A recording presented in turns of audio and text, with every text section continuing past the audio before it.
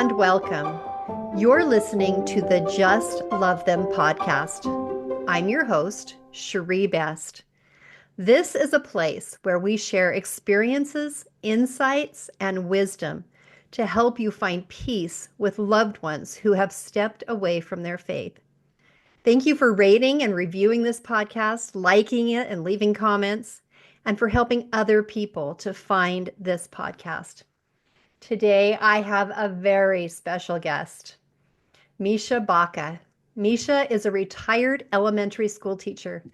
She has been happily married for 32 years and has 4 children who she adores and loves more than she can express in words. She was born to convert parents who taught her the gospel. Her most prized possessions are her testimony of her Father in heaven and Savior Jesus Christ, her eternal family, and her patriarchal blessing, which has guided her and blessed her throughout the past 29 years. She has become a new author at the prompting of the Spirit to write her 20-year-old daughter's life story, who recently overdosed on fentanyl. She could feel her daughter Asia with her the entire time she was writing, helping her to know what to write. Welcome, Misha. Thank you, Cherie. It's such an honor to be here with you, and you are such a dear friend. And I know you know so much about my story, and I'm excited to share it with your listeners. I'm so glad you're here. I had no idea that you had written a book about it until you kind of put that out there, and I didn't know that's what you were doing. Then I got to listen to a recording of a talk you gave, and the Spirit just kept prompting me that more people needed to hear this, that my listeners needed to hear you. And I'm so glad you agreed to come and share on this program. So I'm just going to kind of turn it over to you and let you start wherever you want in your story. Where I kind of want to start is what I did before I had children. My husband and I got married right after I got out of high school. It's 2 months to the day after I graduated from high school, but we waited 9 years to have children. And the whole point in that, I think, for me, was to prepare myself. I didn't know what to do with children. I didn't know how to raise them. I was raised in a single family home, so I didn't get to see a mom and dad together. I didn't get to see a relationship. And so I kind of felt like I was starting from scratch. Like, what do I want in my marriage? What do I want with my children? How do I want my home to be like? My home life was a little rough because of the single parent home. And so I really waited to have kids. And during that time, Paul and I discussed lots of things. I looked around everywhere I could to see examples of husbands and wives working together, how they treated their children, how their children responded to their parents. And I just started putting together an idea of what I wanted. And so I was very conscientious about what I wanted, and I came up with some non-negotiables. So some things that were so important to me that I wasn't going to budge on them. My non-negotiables were number one, I wanted to have peace in my home. There are many times when I was a child, I would walk out of my house to feel peace, and I would find it outside of my home. And I wanted my home to be a place where my kids could feel peace. The second thing I wanted is I wanted my children to have a close, tight-knit feeling where they felt comfortable with one another. Not that they played together all the time or they're best friends, but they understood how to support and love each other. And then the third thing I really wanted was I understood that I was raising adults. I wasn't raising children because children are only children until they're 18. And then the rest of their life, however long they live, they are adults. And so I needed to focus on giving them all the tools they needed so that when they became an adult, they knew how to make good choices and become informed and do all kinds of things like that. So those were my three non-negotiables. I absolutely love those. I wish I would have put that much thought before I had children. I mean, I absolutely love those. Those are beautiful. Going about doing it, it was messy. I can say it wasn't perfect, but it was always at the core of what we're trying to do. So, in instilling peace in my home, this might sound weird, but I did not let my children fight. And it wasn't that they never fought. It wasn't that I didn't allow it. But as soon as things started to get heated, I would stop them and just kind of give them some space and say, hey, what's going on here? And just kind of diffuse the situation. And if needed, I would send one of them to another room and one to another place. And if there's a toy they happen to be fighting over, leave the toy here, you guys go take a break. And then when they came back, then I would ask them to tell each other why they were upset with the other person. And I took myself out of the center. It wasn't about me. Because what I noticed is the parents would say, okay, what did you think happened? What do you think happened? They're trying to convince the parent to believe them. And that's not what's happening here. They have to learn how to handle this situation without the parent in the middle. So I would bring them together, say, okay, tell them why you're mad. And the other person would tell them why they're mad. And then I'm like, okay, how can we resolve this? What can you do? And then hopefully they would help to come up with a solution. And obviously, I was always there to guide and to help if they needed some help. But that was probably the biggest thing that I did in my home. We didn't yell and scream, we didn't throw things, but play was outdoors. In the house, we just walked around quietly. And that way we could have the spirit in our home. People felt safe in our home. And those are really things that I try to instill. Obviously, there are times when they're screaming and yelling, and obviously, there's times when people are upset. But most of the time, I try to have that feeling in my home. That's incredible. The close, tight-knit family idea, that's a little bit harder. I had a son, Trey, when he was born. I could notice right away there's just some little things that he did that wasn't natural. He wouldn't let, on day one, he wouldn't let his head be on my shoulder. He would turn his head away from me. And when he would nurse for literally like 3 minutes and then he'd pull off.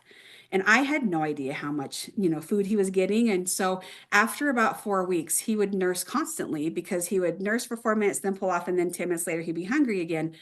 And I just gave him a bottle. I'm like, hey, I'm exhausted. We both need to sleep. So I gave him a bottle, 4 ounces. He sucked it down. He slept for 4 hours. And I was like, okay, I'm done nursing. So he just ate a bottle from then on. And all of a sudden, if things started coming out, that I was like, oh, this isn't typical. And because I'd been a school teacher for 8 years before I had Trey, that was huge and valuable for me to see regular kids and those outlier kids, and I could start to see Trey wasn't following the typical pattern of children. And so I kind of had in the back of my mind he might have autism, and I use the term autism because that's what he was officially diagnosed with when he was 6. So I will continue to use that for him in his life. I know that the terms have changed numerous times and they probably still will, but and Hmm. that's fine.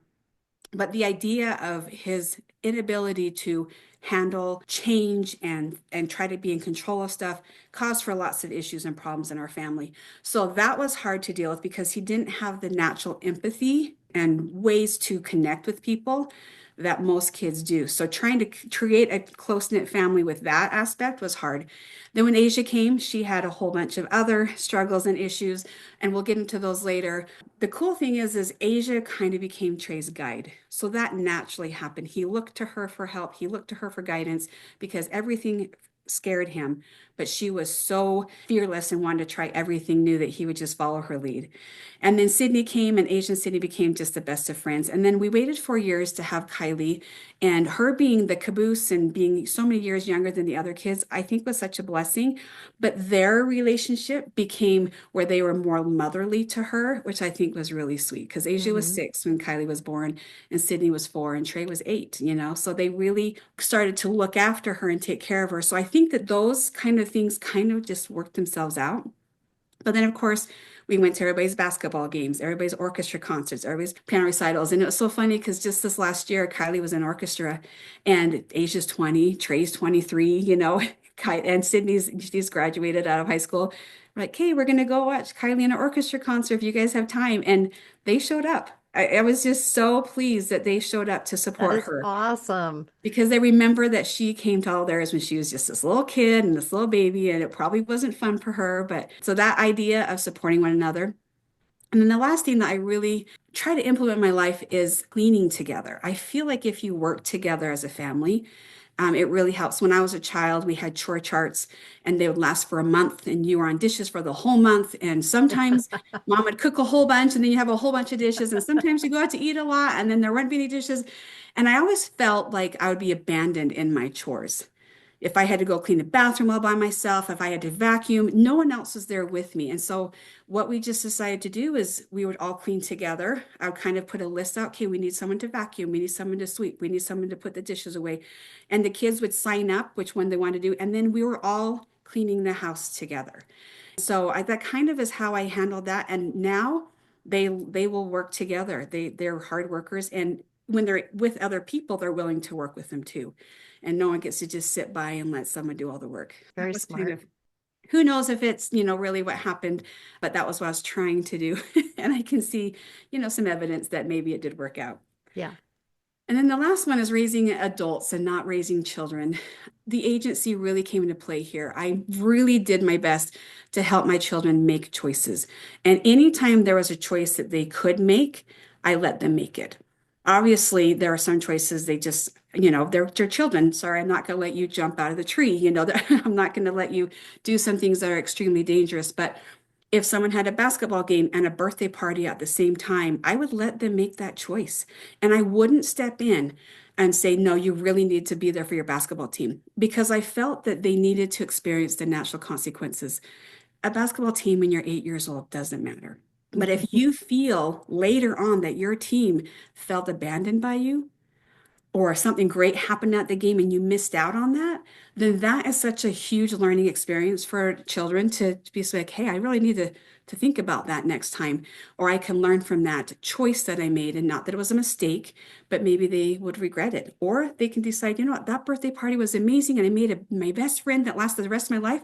So then they can feel good that that was the right choice.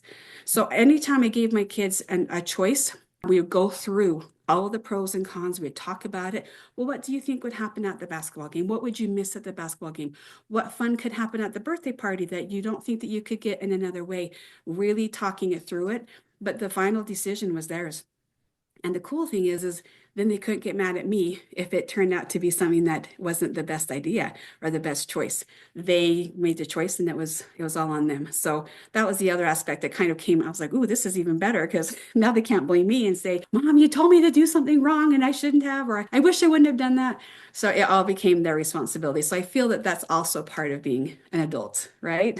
Just this far in, I'm already thinking, wow, I wish I could have heard what you just said when I was a young mom, because I didn't have any of that perspective or I wasn't raised that way. And I just love what you're saying.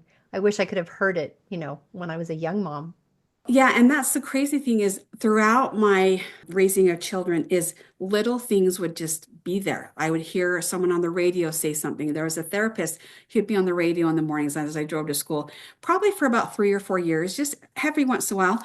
And he would just say something and I'd be like, oh, that's good. I'm gonna use that. I'm gonna keep that. Or I like that idea. Oh no, that makes sense. That makes so much sense. And so I started gleaning from people around me. And as a school teacher, I mean, there's so many things you experience. You see parents dealing with their kids just for, pick up and drop off and things like that. You see other teachers dealing with their students. And so you start to realize what is working and what's not working. And I think that being a teacher was the biggest trainer for me in my parenting and gave me lots of ideas to use. So you had to have a bag of tricks when you're a teacher, right? Because they're not your kids. You can't, ground them or, there's no outside of school punishments you can give them, and you're really limited in what you can do. So you just had to have a bag of tricks. And so I developed this bag of tricks I could use with my own kids at home. So that really was where most of my training came from was being a teacher. And I love that. Yeah, very smart. Now we have to talk about something else. When I was younger, I had a brother that was 4 years younger than me. There was a point in my life when I was 15 and he was 11, and my mom had instilled a curfew for me, which was 10 o'clock. And so one night I came home at 10:15 and she was kind of razzing me because I was late. And then my brother came home at 11 because she hadn't given him a curfew. Ooh. So I just kind of felt like, well, that's kind of backwards. So if you think about giving like restraints or boundaries, sometimes parents, not knowing to, will give much more freedom to children when they're little, even like a baby walking around, and then narrow it in as they get older. Mm-hmm. We have to give you more restraints and more restraints, but the opposite is what really is what we should be doing. We should keep those babies on our laps with us constantly, and as they get older, giving them more freedom and more room to make choices and to learn from their mistakes. When my children were babies and we were, we're in sacrament meetings, so when we're at church, if they were disrupting any meeting, we would immediately walk out with them, but they sat on our lap and they didn't get a walk around. This wasn't a playtime. This wasn't a break time. It was no, you're on our lap. Or if we were at a restaurant, you were with us at the table. You didn't get down from the table and walk around. And so those were just like the restraints we put on our children, and they weren't being punished. They weren't, you weren't being mean to them. We weren't hurting them, but we're just like, nope, you need to stay on my lap. Nope, I need to hear. So you can, and then we'd have books for them and things like that to keep them entertained. And we would talk with them, have conversations, but not giving them that freedom when they're younger and then trying to rein them in when they're older. It doesn't make sense to me. So keeping the reins really tight when they're really little and then opening it up as much as I can. Again, raising the adults so that they can have that freedom and feel that they are ready to go into the world and have all the freedoms that they're going to get, you I know? love looking at it like that. That is a brilliant way to look at it. And then the last thing that people would really like question is discipline. So discipline gets to be really tricky. And, lots of people, when I was a kid, you got spanked all the time, you got smacked. I mean, it was just what happened. And my husband and I really talked about it, and that was not something that we wanted to be doing. But I understood that there might be a few times that our children would need to be physically reminded of dangers. And so I think each of my children have probably been spanked once or twice in their whole life. So, Wow. but it became something that I didn't do it out of anger. I didn't do it while I was, punishing them. I would always send them to their room and say, "Okay, I'm sorry, but in this instant, I need to spank you because the consequence that you could have had is physical. You could have really gotten hurt, and I need that connection for you. Don't do that." And so I felt okay in that. But then one day, this is the funniest story. I was just upstairs cleaning the bathroom, and Kylie, who was 2 years old at the time, she's my youngest, walked by with a stool in her hand. And I was like, oh, I'm so curious as to where she's going with that stool. So I just kind of followed her, and she went into Asia's room, which happened to be at the front of my house on the second floor. And the windows were right above our porch, which led to our sidewalk leading up to our home. And she put the stool right below the window, and she climbed up on the stool and she started to open the window. And I just walked in and I said, hey, Kylie, hon, what are you doing? She goes, I'm going to play on the roof. And I said, who plays on the roof? Like, why would you do that? Oh, Asia and Sydney play on the roof. And I was like, what? So Sydney was 6 and Asia was 8. And I find out that Paul and I had gone to the store, left the kids because Trey was 11. He would watch over them. And they went out on the roof and played on the roof. I knew it was Asia. She was the instigator because she was the oldest and she always got Sydney to do things. And I know that Kylie watched, not that Kylie was on the roof. So I talked to Asia. I said, honey, this scares me. If you would have fallen off that roof, you would have landed on cement. I don't think you understand the danger that that could have caused and the damage that could have caused to your body. I said, so I'm going to spank you to remind you, do not go on the roof, and I'm going to spank you, okay? Because that's the kind of correlation I want you to know. And so I just swatted her 2 times on the behind, and she looked at me with just this indignation and almost like a little bit of, I don't like you anymore. And it struck my heart. And I was like, okay, that didn't go the way that I planned. And I just gave her a hug. I said, Asia, I love you. I don't want to do this, but you need to understand the dangers. And I don't know what would have happened to Kylie if I hadn't been upstairs, if she could have gotten that window open. I said, so this is a big, big deal.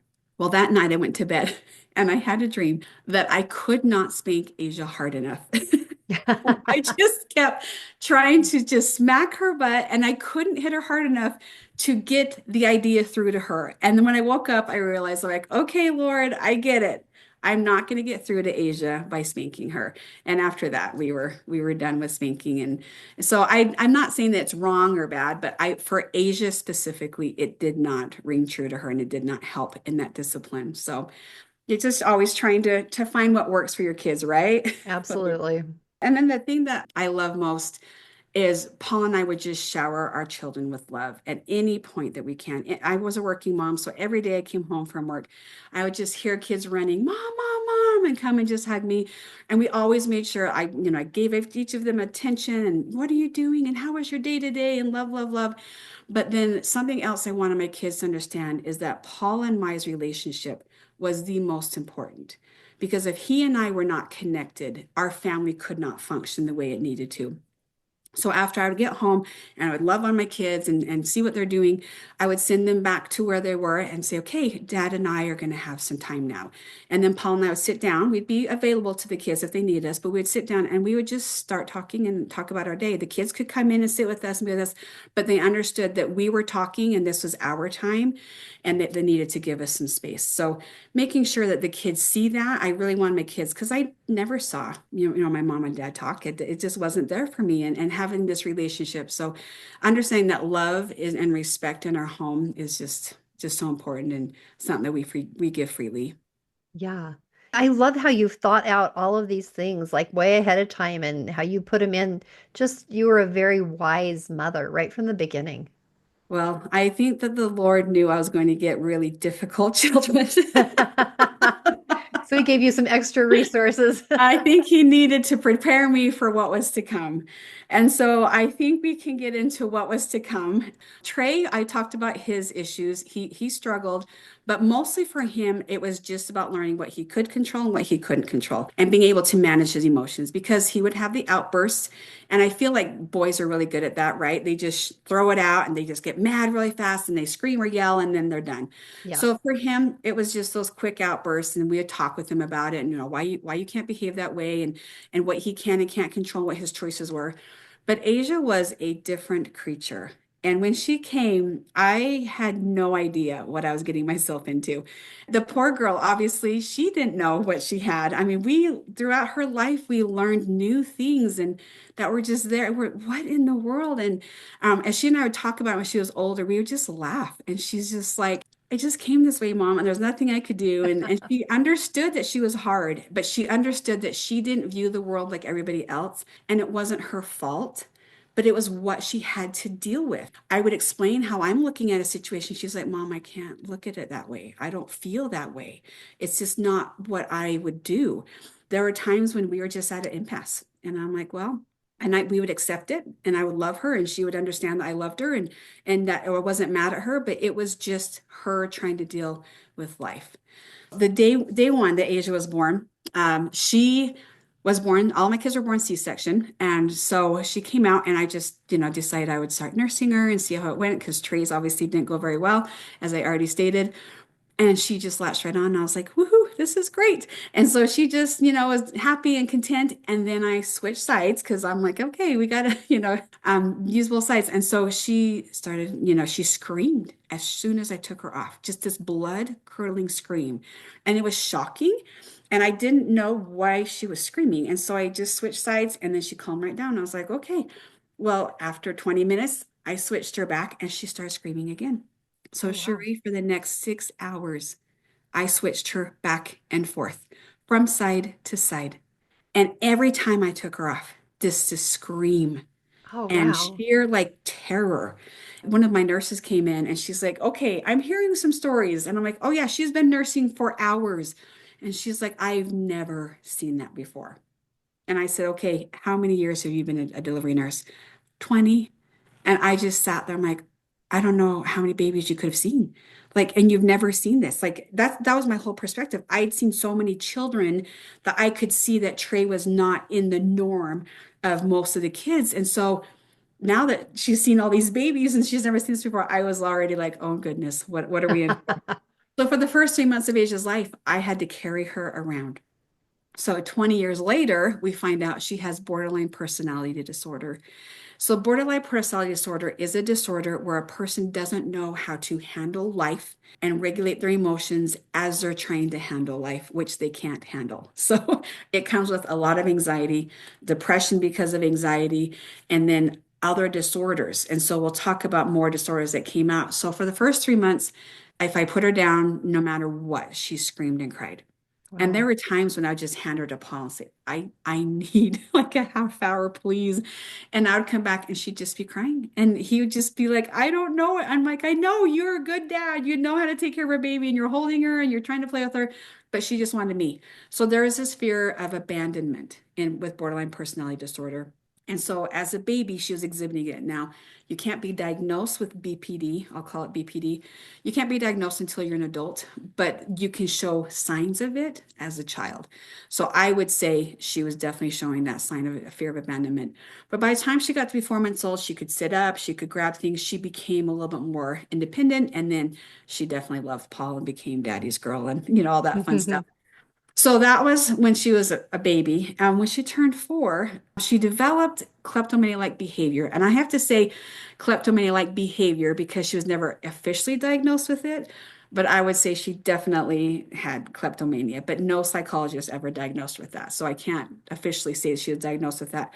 Kleptomania is when you just take something and you have this impulse. Like it's not just a thought, it's an impulse. Like you have to do it, you have to take it, but there's for no reason. You don't need it, and it's not going to really do anything for you. So Asia would occasionally just come home with things, and I'd find things that weren't anything that she knew what they were or anything like that. She would just take things. And that was really difficult because she started stealing from stores, but not trying to steal from the store, if that makes sense. Yeah. And she's 4, and I'm trying to talk with her about this and explain to her this is stealing. And there are occasions I would take her to the store and say, okay, you have to tell the person that you stole this. And the store clerks would be so sweet to her. Oh, you're fine. You're so cute. Don't worry about it. And I'm like, no, I'm trying to teach a principle to my daughter. Can you please just be a little firm with her? Tell her, don't ever do that again. But they're always like, oh, you're so cute. Don't worry about it. She kind of developed it, and I saw it kind of come and go at different times. But when she was 9, I went to St. George because I was going to run the St. George Marathon. We stayed at a friend's house. They had an Airbnb down there. They let us stay there. And we were so grateful for that because we didn't have a lot of money at that time. We stay there and we come home. And at 11 o'clock at night, the owner of the house calls us. He's like, did one of you happen to pick up the fob for the house alarm? Because the alarm is going off in the house and we can't find the housekeeper can't find the key fob. And I was like, Asia took it. I just knew it. I'm like, Asia took it. I walked into Asia's room and I said, Asia, did you happen to take like a key fob? Oh, yeah. Like she totally knew. She walked right over, took it off of her dresser and handed it to me. And I was like, are you kidding me? So Oh, he had wow. to, I mean, they were able to turn it off through the keypad, but he had to drive that down to St. George to return it. And I felt so bad. And I told Paul, I said, you should make Asia stay up tonight and drive her down there. But he's like, no, but I have work tomorrow. I said, I know. We can't do it. And the owner was retired. He's like, it's fine. I was going to go down there tomorrow anyway, but he's very sweet about it. So that's just kind of what she did. And it wasn't malicious. It wasn't devious. She wasn't trying to hurt anything or anybody. And she wasn't trying to gain anything. It was just an impulse that she just wasn't able to stifle. That makes sense. Yeah. And then when she was 8 years old, she developed anorexia. And this was just shocking to me. We had decided to put her on ADHD medication. And so if I could describe Asia, she was ADHD. She was so hyper. Her grandma and her aunt called her a butterfly because they said she never landed anywhere. She was always on the go. And it was true. But we loved her for it because with that came this exuberance and this laughter and this light and this brightness because she was just so excited to do everything. In school, it started to take on a little bit of a problem where she couldn't complete a task. She couldn't stay focused. And then she started getting into some trouble because she was making some poor choices. So we decided to put her on some ADHD medication. And the one we put on was Concerta. And the problem with Concerta and most ADHD medication is it stifles your appetite. When we would take her to the doctor, you have to go for med checks often. And I can't remember, it's like every 2 months or every 3 months, something like that. It might even be every month. But she would be weighed to make sure that she was gaining weight. Well, somehow during this time, she started picking up on how much she weighed and she stopped gaining weight. So she Oh, weighed 56 pounds for a whole year. oh, wow. And at first, the doctor was like, okay, she's not gaining weight. She needs to make sure she's eating, even though she's not, she might not feel an appetite. And I said, okay. So I would try to encourage AJ, make sure you're eating, make sure you're eating. And then one time, she was probably almost 9. She was at the weigh-in. And when the nurse said, okay, 56 pounds to write on her chart, she just smiled, this big smile. And I was horrified. I just looked at her and I said, Asia, are you trying to weigh 56 pounds? She said, yes. And I did it. I didn't know what to do. I was like, oh no, like she might have already developed anorexia. And so I went and talked with the doctor alone and I explained to him what's going on. He's like, I think you're right. So he tried to switch her meds for the last few months. And then by the time she turned 9, she wasn't gaining weight. She was still 56 pounds. And so he took her off all meds and she continued to have anorexia. And she wouldn't eat whenever she was hungry. She would only eat when she felt like she should. And I would just watch her at the dinner table and just my heart would ache because this little 8-year-old and 9-year-old would deny herself food because she worried about the number on the scale. And it wasn't about body image. She didn't pay care what size pants she wore, anything like that. It was the number on the scale. Wow. So from then on, anytime I went to the doctor, which you go to the doctor a lot when you're a child, she couldn't see her weight. And I would tell the nurses, I'm like, hey, she can't see her weight. Literally, she has anorexia. You cannot let her see her weight. And they would just look at me and I'm not joking. And so they'd make her turn around, they'd write it down and not say anything. And we were good. So she stayed at a healthy-ish weight, even though she was still, limiting what she allowed herself to eat. But when she was 15, we went for a med check because we had tried to get her on some SSRIs for anxiety and depression. And she picked up the chart and she saw how much she weighed. Oh, And I was so mad because the nurse had left it on the counter and walked out. And I didn't even think that Asia would pick it up and look.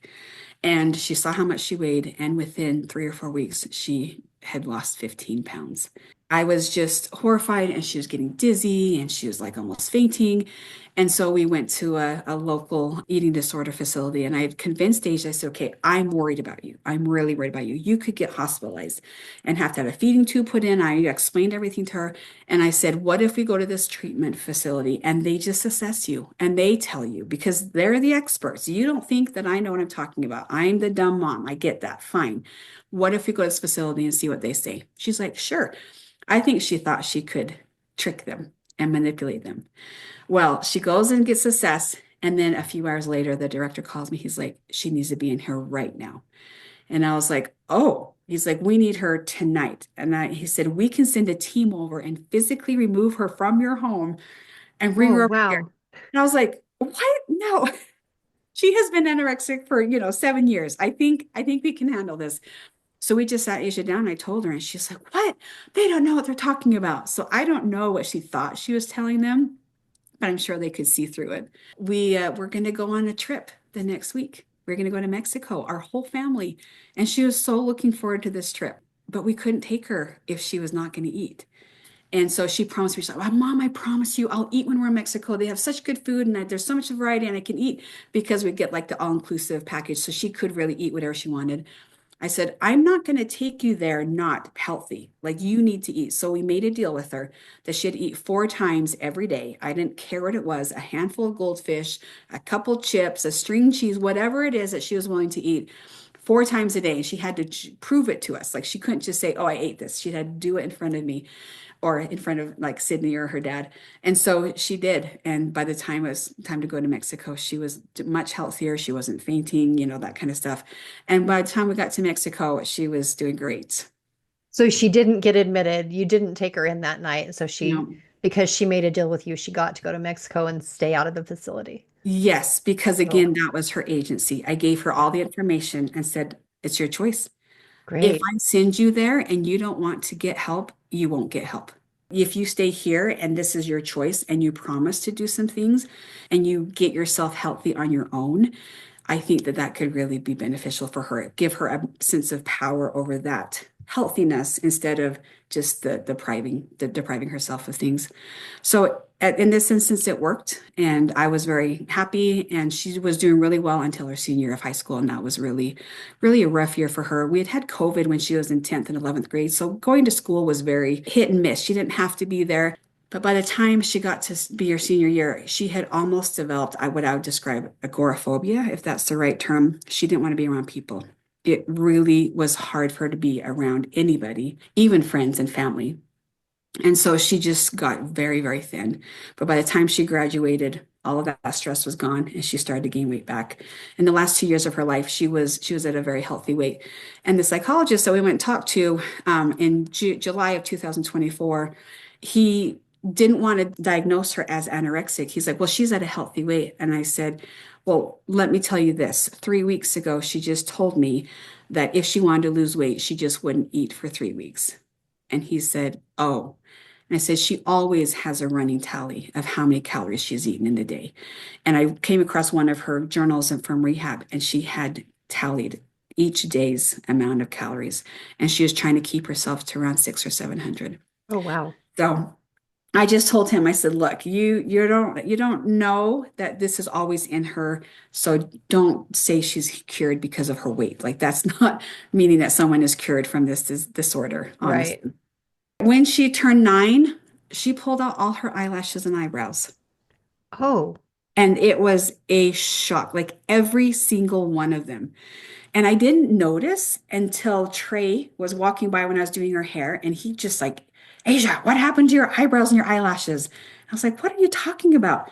Every one of them was gone. And I just looked at her and I was like, Asia, did you pull them out? And she's like, yeah. And I was like, yeah. I'm like, why did you do this? She's like, I don't know. It just felt good. I was like, it felt good. And so I was just shocked and horrified.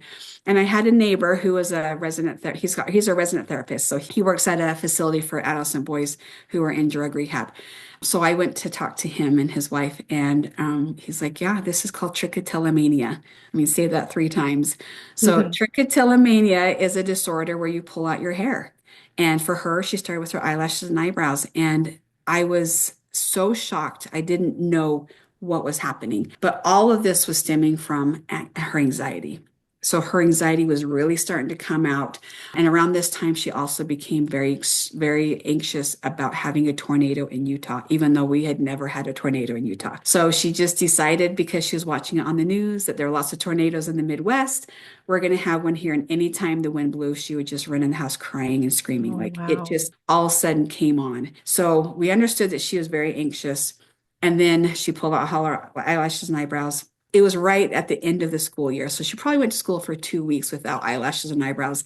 And a few kids said some things. So I think that that was enough for her to be like, okay, mom, let's fix this. So the whole summer, that's what we did. I would take pictures, we would document, and I would be like, how are you doing? Trying to understand, like, why did you pull them out? What were you thinking when you pulled them out? Like, what were you trying to accomplish by pulling them out? And so we were really able to do that. And she would even have me lock the bathroom door. Like, mom, just lock the door because I'm afraid I'm going to go in there and pull them out, because she had a mirror. She couldn't just pull them out, just when she was walking around. So we kind of got that one a little bit under control. So she stopped doing that, but then she started picking her skin. So this is a different disorder called excoriation, and people have just pick at their skin until it bleeds. And so she started doing that probably 3 or 4 years after that. And she would just pick at skin, and she would make her lips bleed. She'd pretty much pick around her fingers and her lips. But she got sunburn on her nose one summer, and she would not stop picking it. So Oh, her skin peeled for the whole summer. And finally, a friend came over with a salve and said, "We're going to put it on." And I was like, thank you. Because I'd put on everything I had. I'm like, nothing's working. And so she was diagnosed with that when she was 20 as well. So excoriation. And then when she was 13, she went into her first bout of depression. Things were fine. She was happy and things were great. And then all of a sudden, she just locked herself in her room. She shut her blinds, turned off her lights, and would just sit in there. She would make like face creams and trying to clean her face. She was starting to get a little bit of acne, and I couldn't understand what was going on. And I'd go in there and try to talk to her. Asia, what are you doing? Like, come out. Let's do this. No, no. And she'd just sit in there. And for probably about 2.5 months, I was begging her to open up to me, to talk to me. And she wouldn't. And so finally, I just took it to the Lord and I just prayed. I'm like, please help me know what to say. Soften her heart so that she will open up, because she is struggling about something. And there was obviously something that happened for her to change from, happy to this sad depression. And it turned out that she had had this boyfriend, her first boyfriend. She would see him at the park during the summer, and they confessed their feelings of liking each other. And then one day he sent his friend. So I don't know if this is like he really sent his friend, but this friend shows up to the park and he says, so and so doesn't want to be your boyfriend anymore. He thinks you're fat and ugly and have too many pimples. oh, It just crushed her. because she liked this boy so much and was so happy to have this boyfriend and want to be loved by him and she wanted to love him. And so I don't know all the ins and outs because maybe this friend liked Asia, maybe he was trying to break him up, maybe the boyfriend really did say that to him and he couldn't say it to her face. But it took us probably another 3 or 4 weeks to get her out of it. But someone that has BPD, they cannot figure out who their core self is. When everyone else is between the ages of 5 and 8, we decide who we are. If we're a good person, if we do steal or don't steal. I mean, it depends on obviously your childhood. Like so if you're in an abusive home, you might decide that you're a bad person, that you do steal and you do hurt people. But you have that core self that you understand and believe about yourself. But when you have a borderline personality disorder, you can't figure that out. It's never solidified. So you believe what the people around you say. So before this incident happened, when she was around us, we told her, "You're beautiful, you're funny, you're smart," so she believed that. But then all of a sudden, this boy tells her the completely opposite, and she doesn't know who to believe. But of course, well, mom, you're going to say that because you love me and you're my mom. Maybe this boy is telling me the absolute truth. Mm, And so she chose to believe him. And it wrecked her self-esteem. yeah. So from age 13, it was just a rough road. And it's not this boy's fault. I don't blame him. It's her BPD. It's the BPD that she had and how she reacted to this incident. And because most people could get you through that. I mean, I had people tell me I was fat or ugly when I was younger, and I could handle it. Yeah. I I mean, we could probably all did. Yes, exactly. So I wouldn't ever say this boy that you did anything to my daughter other than be rude on that instant, if that's really what Yeah. happened. After this, she chose to start self-harming, and that was just heartbreaking. So when she was self-harming, she would just cut and then she would heal it and, clean it and put ointment on and wear band-aids. But she had so many scars on her arm because she was left-handed. She'd always use a left hand. And even the week that she died, she had to, she had fresh wounds. So it Oh. was something that she never was able to get a control of. Asia turned 15 and started using drugs for the first time, and this was her escape. She decided that, you know what, this is what I'm going to do. This is good. This helps me. She's tried SSRIs. She's tried, talking about it. She's tried all kinds of things to deal with it on her own, but drugs help her. And so she just really started going down this road of drug use when she was 18. So this is a huge whole story. I'm just going to touch on that lightly. Her younger sister, her boyfriend was murdered when they're both 16 and Asia was 18 at this time. And Asia's friend is the one who had put everything in place and was the one ultimately who caused this boy's death. That, when she was 18, is what put her over the edge to try harsher and more dangerous drugs. And so that's kind of where we'll end with her life because that's where all of the overdosing and everything started to come into play. So Asia's whole life was this really difficult childhood and all these difficult disorders that came about because of her anxiety, her borderline personality disorder, and then also her depression. Like these are just things that were always there that she was trying to deal with her whole life. And the last thing that I want to say is in Doctrine and Covenants 122, verse 7, at the very end of verse 7, it says, "If the very jaws of hell shall gape open the mouth wide after thee, know thou, my son, that all these things shall give thee experience and shall be for thy good." The only thing that I can take from my daughter's life is that these were for her experience and would ultimately be for her good. For my listeners, in case you think we're just like cutting this off right before we get to the meat of the story, we kind of are because we decided this was a story that we were going to break into two parts. Misha is going to come back next week and tell the rest of the story, as Paul Harvey would have said. Tune in next week for that. I just want to say before we end for today that as you've been telling me all this, I mean, Asia had some really extreme things that most of us don't deal with in our children. But on a much more muted level, I feel like we all have things that we're dealing with inside of us. You never know what's going on inside of someone else. Yours were very extreme and very big things that you had diagnoses for and you could see.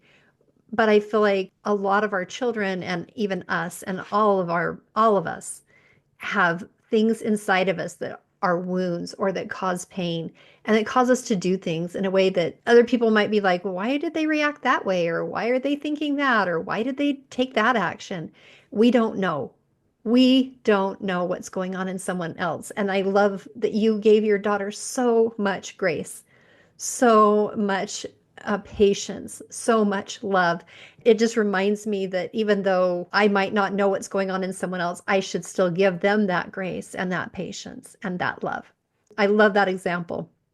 Thank you. And on that note, we are going to put a pause and we are going to come back again next time All for right, the sounds rest of good. the story right here on the Just Love Them podcast.